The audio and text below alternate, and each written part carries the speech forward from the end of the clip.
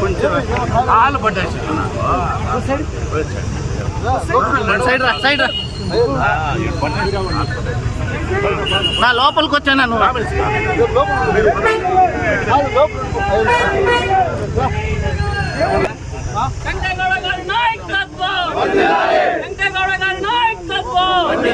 పెంచిన petrol diesel ధరలు వెంటనే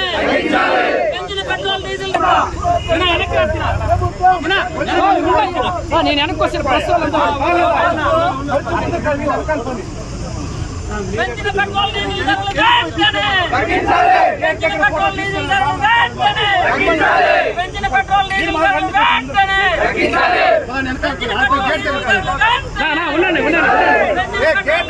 నమస్కారం.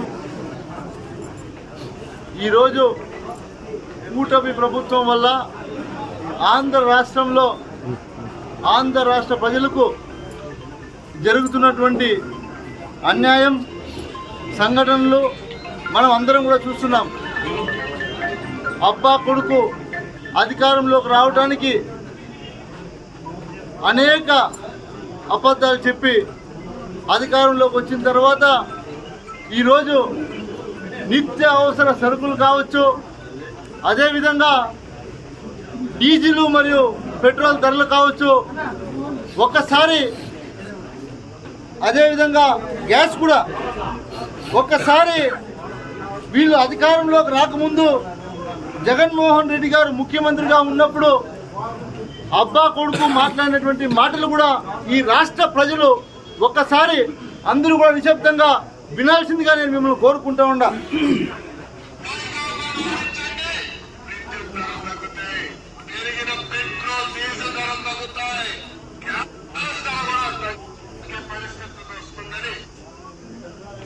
అదేవిధంగా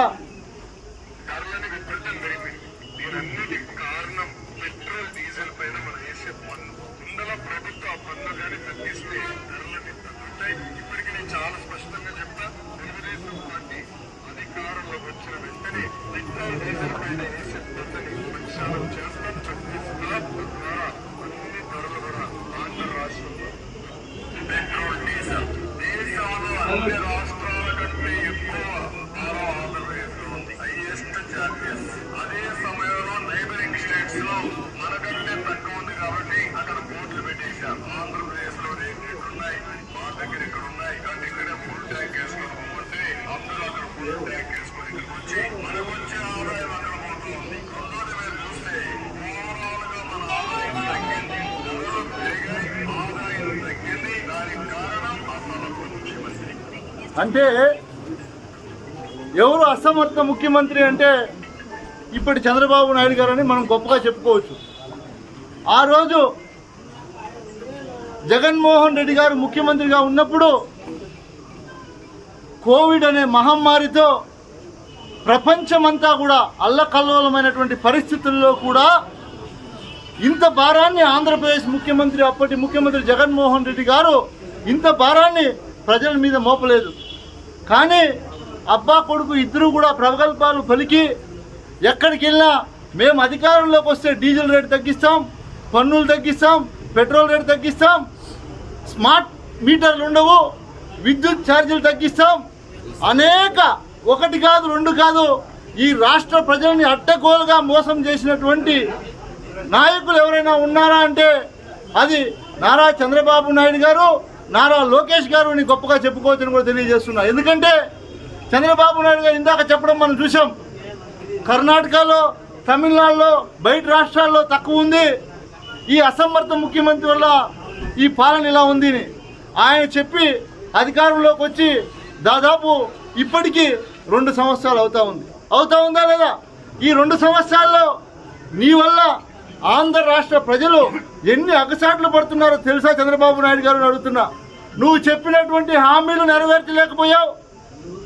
జగన్మోహన్ రెడ్డి గారు ఆనాడు అమ్మఒడి పథకం ద్వారా ఏదైతే పిల్లల తల్లులకు నేరుగా అకౌంట్లోకి 14,000 రూపాయలు జమ చేస్తే ఈ లోకేష్ బాబు గారు 1000 రూపాయలు జే ట్యాక్స్ అని అడిగాడు. ఈరోజు కేవలం 13,000 మీరు వేస్తున్నారు. ఇది ఎవరు ట్యాక్స్? నారావారి ట్యాక్సా 2,000 అని అడుగుతున్నా. ప్రతి పిల్లాడికి కూడా 2,000 కట్ చేయడం జరిగింది. అంటే ఇది నారావారి ట్యాక్సా అని అడుగుతున్నా. అదేవిధంగా స్మార్ట్ మీటర్స్, ఇప్పుడు మనం డబ్బులు కడితే కానీ మనకు కరెంట్ ఇవ్వరు.